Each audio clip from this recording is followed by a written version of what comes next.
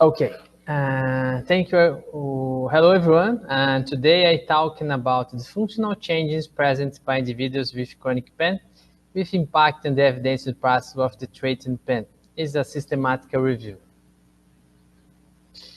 Our quality of life is directly related to our functional capacity. In this article demonstrates the situations. If you are having a good quality of life, you're needing a good functional capacity for your activities you're daily, for your physical activities, and the other situations that you are daily. The functional capacity is very important for the situation and the other situations. What's your main objective in your clinical practice when you're treating your clients? It's a great question for me. And the dysfunctional diagnosis is essential for to make a clinical reasons and obtain a good results. The International Associations for the Study of the Pain defined if you're having chronic pain for more than 3 months, you are having chronic pain.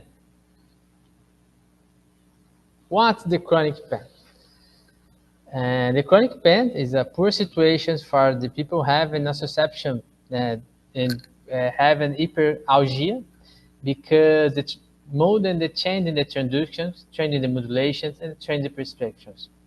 In the picture number 1, it's possible to observe the canals for the nervous systems changing for the people having a more 3 months and having pain. The number of the canals and the multiply. And the other situations for the modulations, for the sensibility of your pain. The dendrites and the nervous systems changing for your having a long time for feel pain. And the 3 pictures demonstrate people having chronic pain having more 5 X activity for the functional activity in the areas for the perception for the pain. Then people don't have chronic pain. This situation is about nociception pain. It's about the neurophysiological systems approaching for your understanding the poor situations for people feel chronic pain. It's a vicious cycle theory. If people have a pain, people have a muscular hyperactive. Because people have a muscular hyperactive, it's possible people have an ischemia and metabolics. Other situation, this is trait inhibition theory. Evidence supporting this theory has been demonstrated with decreased peak torque and generations for both kidney flexions and extensions after induction of experimental kidney pen, infrapatellar PET, injection hypertonic saline. The larger recovers once the pen has resolved. Other situations, the pain adaptive theory. People having pain have a facilitating antagonist, decrease the force, decrease the velocity and displacement, and inhibition of agonist. For people having a good movement, people need activity or agonist, and opposite for the movement is antagonist. But in the situations, changing alter totally the situations for people active more your antagonist and inhibition or agonist, because this is the theory supporting the comportment behavior altered and the control motor alterations. In this article, I observed the physical pathologies present in people having chronic pain, about neuroimaging, about other diagnostic and dysfunctional diagnosis. People having chronic pain is a common situation to have the exacerbation of the nociceptions, hyperalgia, and chronic muscular pain. Increase in fatigue and metabolic deficits for energy productions for muscular contraction. Motor control is altered with the muscular limitation observed due to evoked pain.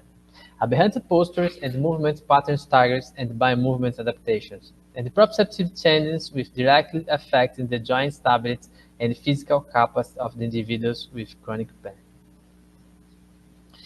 And I learning a lot in these 3 days about mental disorders, about neuro disorders, and physical exercising is more important for prevent situations, for treatment situations. Chronic pain is the main cause for disability in the world. It's very common in the all patients, And physical exercise is the prime clinical approach for these individuals. But thinking what is difficult practicing and doing exercise in these individuals. In this article, I observed that people having chronic pain have a high incidence for developing cardiac disease. Now I open my sharing my presentation, the Heart Conference, talking about this, talking about the difficulty for people having a curiosity for exercise and the high incidence for cardiac disease in these individuals. It's because the autonomic change, the stress, nodal stress. In this article, I observed in the literature demonstrated this situation. Exercise steps, the main recommendations for the treatment of chronic pain, but the level of the evidence and methodological quality of the study is low. In my studies, the PICO methods, my question is, what are the neurofunctional and biomechanical alterations present in individuals with chronic pain? And what are the clinical parameters and criteria for the prescription of exercise and the treatment of the pain? The keywords, I used a lot of methods for exercise and for treating pain. It's a common method in Brazil and I think in the other countries in the world, and about physical exercise resistance training, aerobic training, functional exercise, pilates, motor control, yoga, bodybuilding, straight training, cross training, motor control, dynamic stretching, stretching, joint mobility, cognitive training, myofascial release, roller stabilizations, plyometric, and cross-stage agility. I use all these phrases for sharing a lot articles and observing the literature, the good results for treatment and the pain. And I use the chronic pain, the common physical common pathologies in my daily, the common pathology in the musculoskeletal pain. In the all countries, I think the chronic pain, chronic low back pain, cervical algia, fibromyalgia, musculoskeletal pain, shoulder pain, rotator cuff syndrome, adhesive capsulated impingement, and all situation is common in my clinical daily. It's common these people having chronic pain and it giving me for introducing exercise because all other professionals the health need the reference for treatment, the reference for quality of the life, for prevent many injuries is exercise. But people having these physical pathologies, having these pathologies. And I researched in the database PubMed, BISCO, BVS, Cielo, PEDRU, and the Cochrane Library.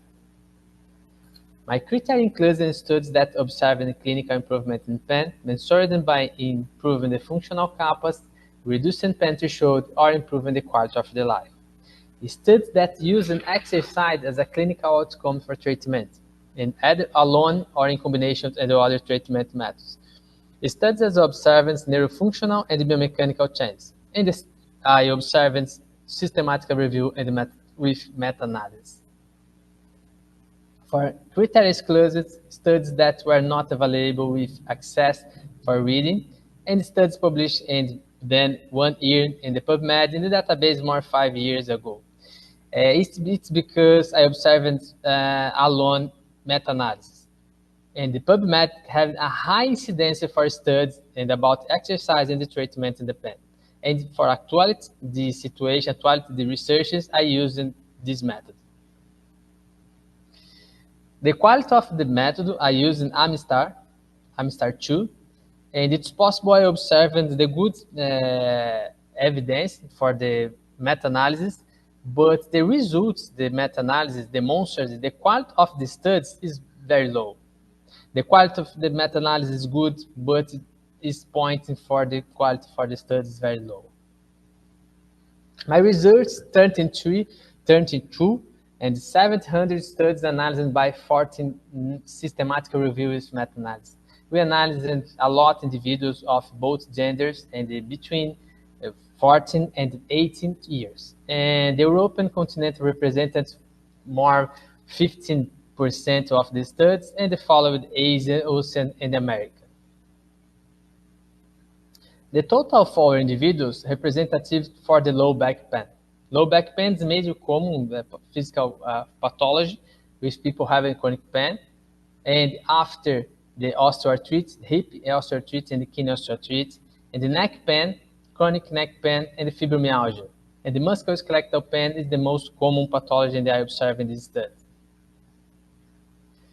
28 exercise descriptions were observed and described and analyzed by the study. It's difficult and hard to study and research in this treatment for exercise for chronic pain because having a lot of descriptions, aerobic exercise, resistance training, combined exercise, and I observed 28 descriptions for exercise. And for more easy to understand, the literature demonstrated the therapeutic exercise, physical activities, and the more might. My article demonstrated that the therapeutic exercise is the most studied, the most researched for treatment in the pain. And in my study, 75% this typical exercise is therapeutic exercise. In my study, it's possible to observe the therapeutic exercise improvement the pain and improvement the functional capacity, but in the short term. Short term is about 3 months, and medium term is about 6 months, and 11 is about the long term. But don't have an evaluation or good results for quality of life and kinesiophobia, and the medium term and the long term. Kinesiophobia is very important evaluations for your introduced exercise in doing individuals that have chronic pain because it's a common physical pathology if people having chronic pain. And the quality of the life, it's the main objective for the rehabilitation. And these studies not observed good results and don't evaluation the situations. I think the new researchers need to change the situation and observe more criteria the situation. The therapeutic exercise is good evidence and hypothesis for joint dysfunctional and muscle dysfunctional, but don't evaluation and don't have good good results for balance, sensorial motor systems, and changing the gaits. Balance in the sensorial motor system is common adaptation, poor adaptation in people having chronic pain, and changing the gait is very common bad adaptation for people having chronic pain. Is reflect and your functional capacity. Exercise analysis.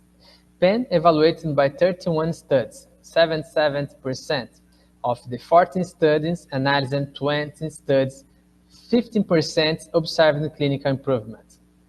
The functional capacity is evaluated by 29 studies and 70% after the 14 studies analyzed 22 studies, 15% observed improvement. Quality of life evaluated by 9 studies and 20 studies of the 14 studies analyzed, 2 studies observed improvement. Dysfunctional changes in the chronic pain. And I observed the dysfunctional changes and about these articles. And the chronic musculoskeletal pain, it's possible to observe the change in the self-perception of the pain and deficit muscular joint muscle straits and the lost functional capacity.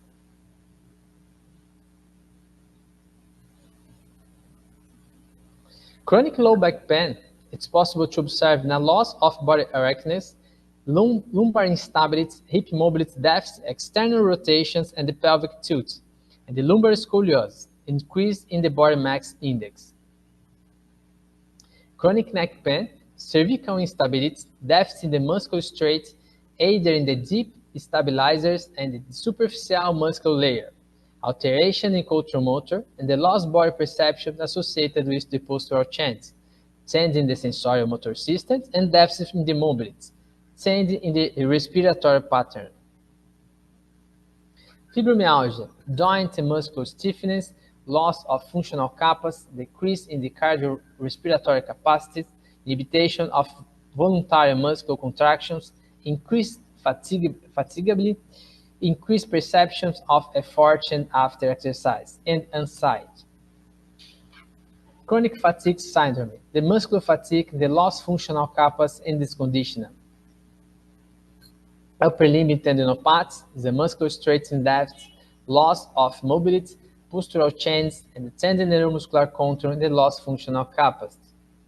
Insertional tendinopathy, the Achilles tendon, myotendineal rigidity, and limitations of ankle dorsiflexions, loss of functional capacity.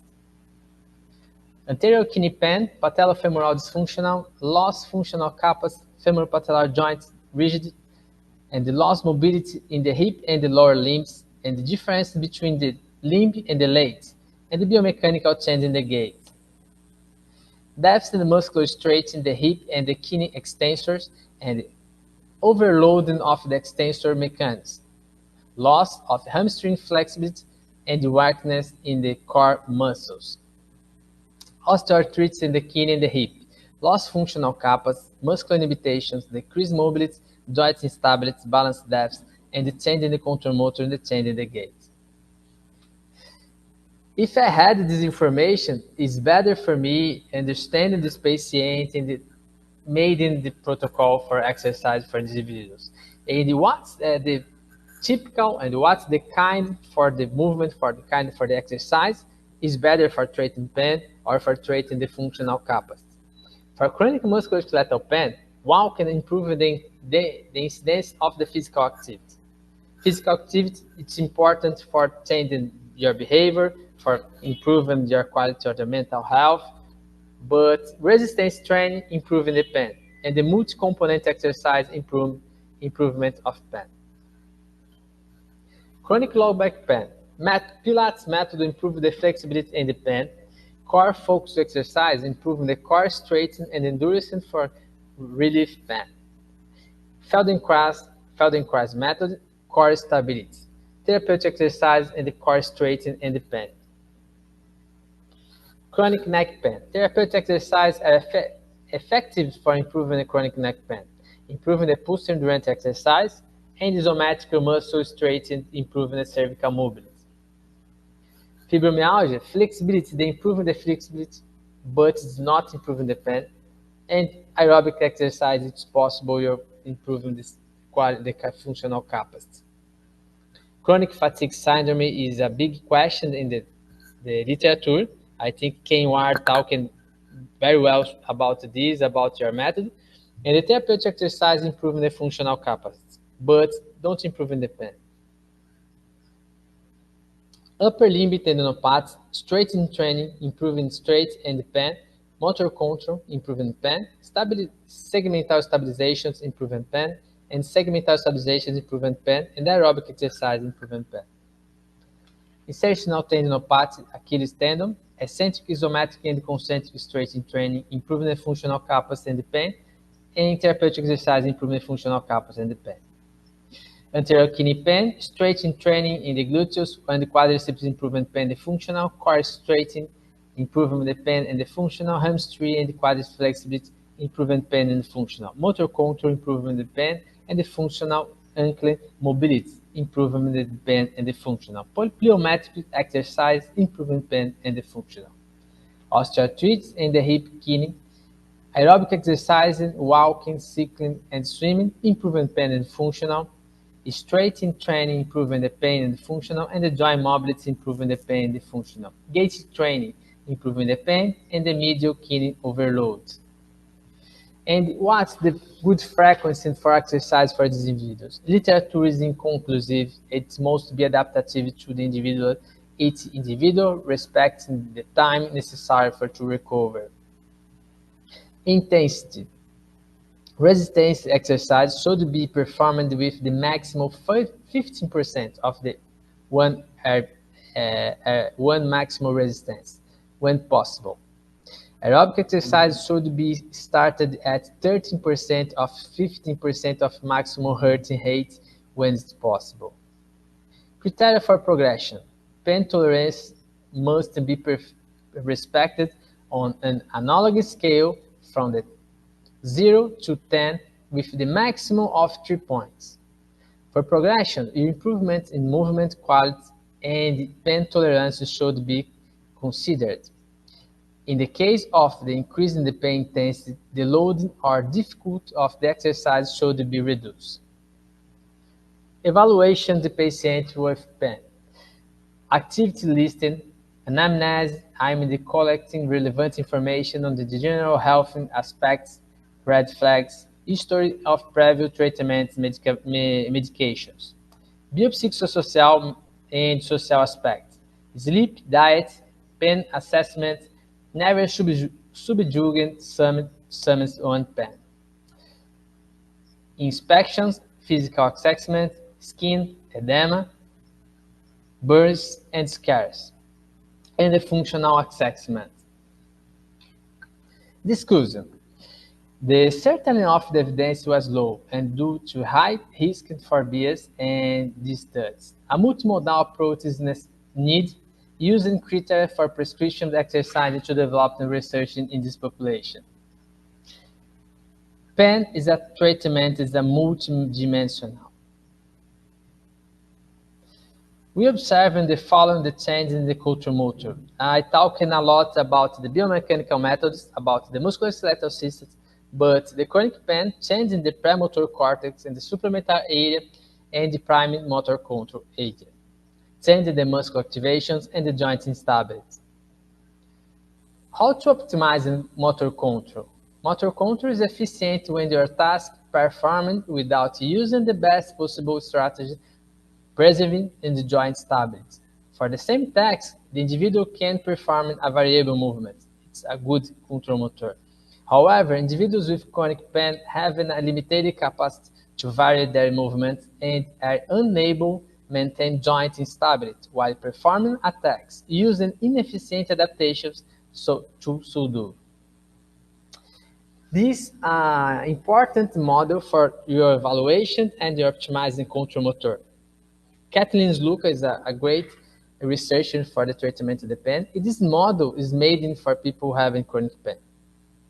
Thinking about control motor, don't about learning movement, don't about the movement well, about the possibility for your changing the situations. And it's possible people have facilitations or people have inhibition of their muscles.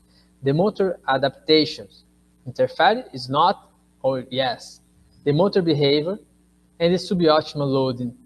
And you are using this model for evaluation and for making your protocol and for more specific individuality for your patient. In conclusion, we observed pathophysiological changes in the motor control and the myopathies in individuals with chronic pain, absence of multimodal assessment and parameters to prescribe therapeutic exercise. Thank you.